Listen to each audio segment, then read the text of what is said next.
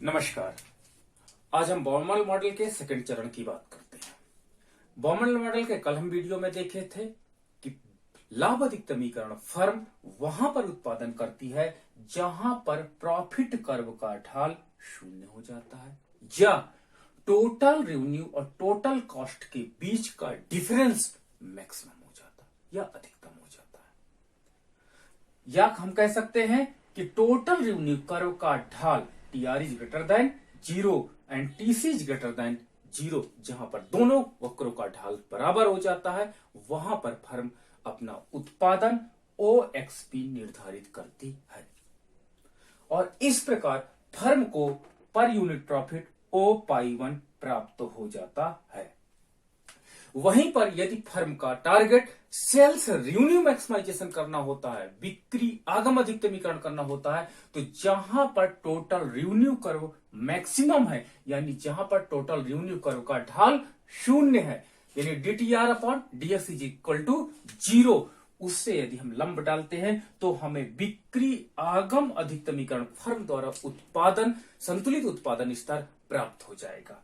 तो यहां पर OXS हमारे पास बिक्री आगम अधिकतमीकरण फर्म द्वारा निर्धारित संतुलित उत्पादन की मात्रा प्राप्त हो जाती है और OA1 जो हमारे पास है ये पर यूनिट प्रॉफिट है बिक्री आगम अधिकतमीकरण फर्म द्वारा और हमारे पास चतुर्भुज OA1 इसको अगर मान लेते हैं C OA1C ऐसे ये आपके पास टोटल प्रॉफिट होगा बिक्री आगम अधिकतमीकरण फर्म का।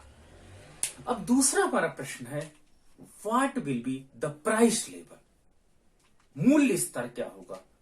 प्रॉफिट मैक्सिमाइजेशन फर्म द्वारा उत्पादित वस्तु का मूल्य ज्यादा होगा या सेल्स रेवेन्यू मैक्सिमाइजेशन फर्म द्वारा निर्धारित वस्तु का मूल्य क्या होगा, इस पर हम चर्चा आज करेंगे। तो हम ये जानते हैं कि प्राइस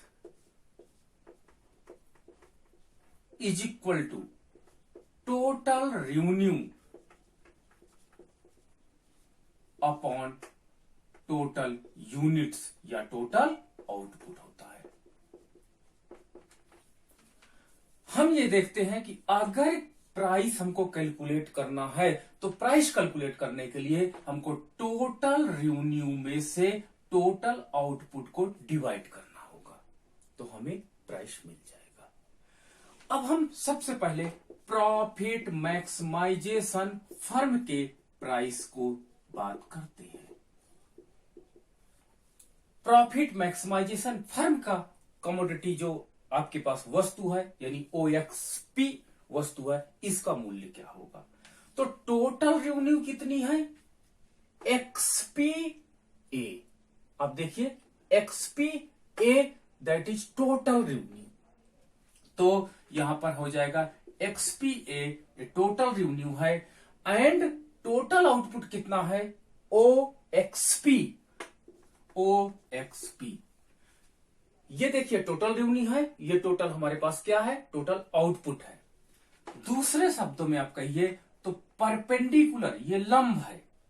आप एक देखिए XPA क्या है लंब है, लंब बटे आधार परपेंडिकुलर अपॉन बेस P/A मतलब tan थीटा।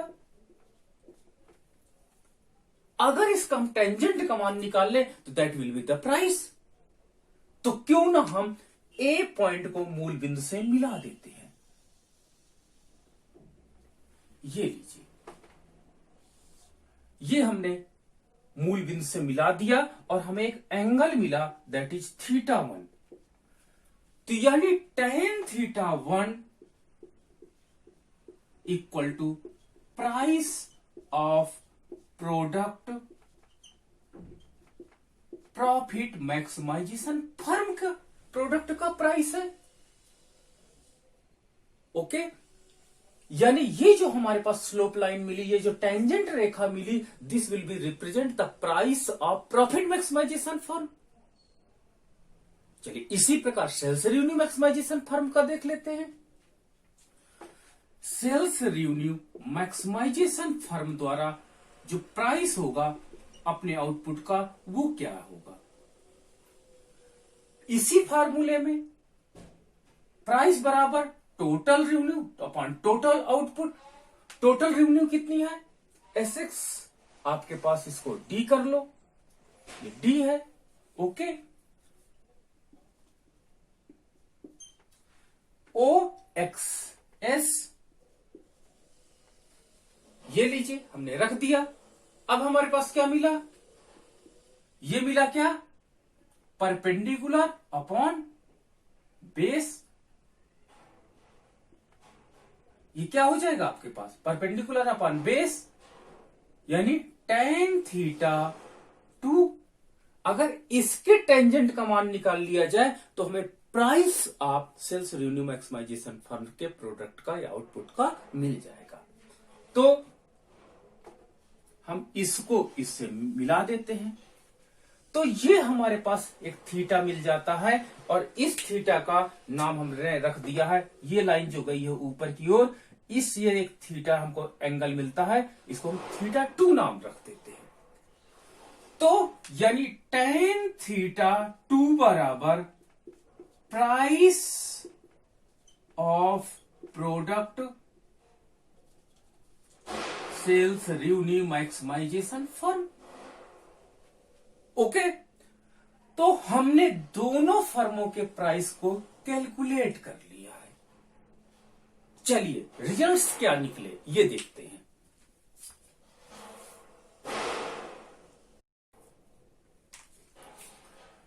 अब हम रिजल्ट्स देख की जब बात करते हैं तो देखते हैं कि tan थीटा 1 का मान tan थीटा 2 के मान से ज्यादा है। यानी रिजल्ट्स हमारे पास क्या आया? tan theta 1 is greater then tan theta 2। It means कि प्रॉफिट मैक्सिमाइजेशन फर्म द्वारा निर्धारित वस्तु का मूल्य सेल्स रेवेन्यू मैक्सिमाइजेशन फर्म द्वारा निर्धारित वस्तु के मूल्य से ज्यादा होगा। यानी price of profit maximisation firm is greater than price of sales revenue maximisation firm. यानी लाभ अधिकतमीकरण फर्म अपनी वस्तु का मूल्य ऊंचा रखेगी, जबकि सेल्स रेवेन्यू मैक्सिमाइजेशन फर्म अपनी वस्तु का मूल्य हरदम कम रखेगी। तो इस प्रकार हमने कंपैरेटिव स्टडी किया बॉमल के सिद्धांत में, और हमारे पास अब 3 रिजल्ट्स जो बेसिकली आए। पहला रिजल्ट जो हम डिस्कस करेंगे स्टेप वाइज, हमने कल के वीडियो और आज के वीडियो को अगर हम मिलाकर डिस्कस करते हैं तो पहला, प्रॉफिट मैक्सिमाइजेशन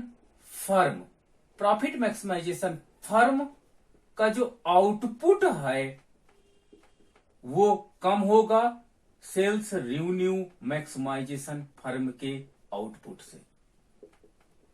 पहला रिजल्ट निकला कि लाभ अधिकतमीकरण फर्म का उत्पादन कम होगा और बिक्री आगम अधिकतमीकरण फर्म का मूल्य वो उत्पादन ज्यादा होगा। दूसरा रिजल्ट, पर यूनिट प्रॉफिट मैक्सिमाइजेशन फर्म का ज्यादा होगा, जबकि सेल्स रेवेन्यू मैक्सिमाइजेशन फर्म का कम होगा। दूसरा रिजल्ट, पर यूनिट